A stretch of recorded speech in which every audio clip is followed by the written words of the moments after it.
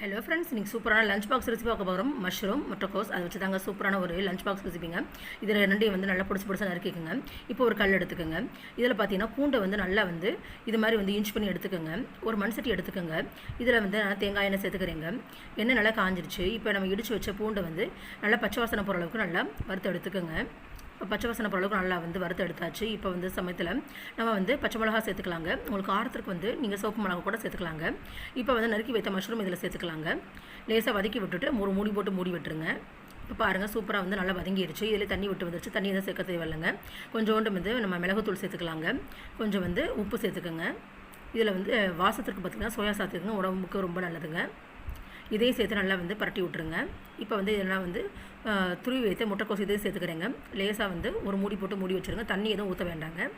அவ்வளோதான். இப்போ நல்லா வதக்கி எடுத்தாச்சு. இப்போ நான் வந்து ஒரு கப் அளவுக்கு வந்து ரைஸ் எடுத்துக்கிறேன். அரிசியோடு வந்து நமக்கு காய்கறிகள்